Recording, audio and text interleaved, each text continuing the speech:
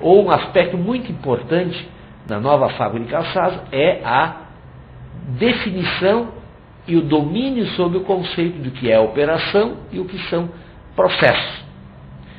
Qual é a diferença? Nós estamos acostumados a trabalhar e chamar tudo de processo. Vamos pegar a questão do processo da costura. A costura, o processo chamado costura, é aquele entrelaçamento que a máquina de costura faz e que prende duas peças. Ou seja, esse é a costura. A máquina gera a costura, mas para gerar a costura, no calçado, ela opera. Máquinas, portanto, operam para gerar a costura. Agora, a grande dificuldade é de que, junto nas operações, são incluídas muitas perdas de movimentação de materiais, de tal forma que há uma estatística, né, que mostra uma grande diferença entre os tempos de operação e os tempos de efetivamente de juntar duas peças pelo processo de costura. Talvez poucos sabem que nesta diferença de operar e processar há grandes perdas. Poucos sabem que, na realidade, somente 42% do tempo das máquinas de costura, que elas estão à disposição da fábrica, somente 42% realmente o processo de costura acontece.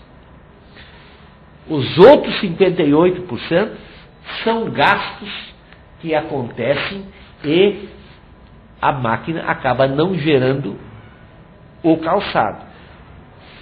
Se a gente olhar esses números de uma forma absoluta, nós vamos ver que podemos processar o dobro de calçados.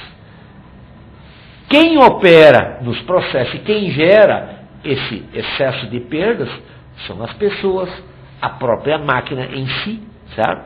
A partir de baixa velocidade, falta de precisão, a questão de manutenção, as ferramentas que são utilizadas, marteletes, tesouras, todos esses instrumentos de trabalho são geradores de tempos de operação, que acabam não se transformando em processo de costura.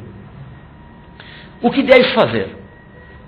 Um dos fundamentos da produção enxuta é fazer com que o tempo de operação da máquina efetivamente transforme-se no processo de costura, em sapato costurado.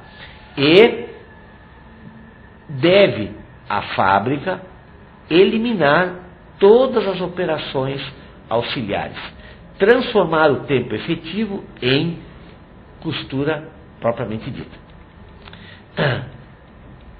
É importante para isso saber-se que as operações elas acontecem na forma de uma rede e não na forma linear como tradicionalmente acontece. Quando a gente procura busca a otimização das operações, prevalece ou começa a surgir o conceito de fluxo de valor. Todo o atraso, toda a não qualidade, toda vez que nós tornamos as nossas operações de baixa produtividade, nós estamos perturbando o fluxo de valor que é levado ao cliente. E o papel todo desta rede de operações orientadas pela simultaneidade é fazer com que o tempo de atendimento diminua. Porque cada vez que nós diminuímos o tempo de atendimento, mais cedo estaremos no mercado, mais rapidamente estaremos atendendo ao cliente. O que é, na realidade, o princípio da simultaneidade das operações? Estamos vendo aqui um U, que é um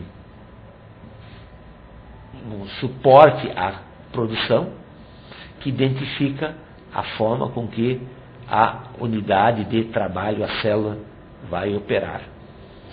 Por que esta célula tem a forma de U? Por um princípio de que o espaço é encurvado.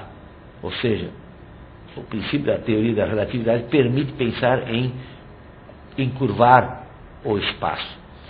Quando a gente curva o espaço na forma de U, que é uma forma universalmente aceita, gera-se esse princípio, né, de produzir a simultaneidade, ou seja, atender simultaneamente um calçado A e um calçado B. Temos, portanto, um centro de simultaneidade. Podemos também pegar a rede que nós estamos vendo, aonde os círculos verde claro são máquinas de costura e os círculos em roxo são preparação. Essa rede se articula também dentro de uma forma em U, aonde aparece claramente a simultaneidade.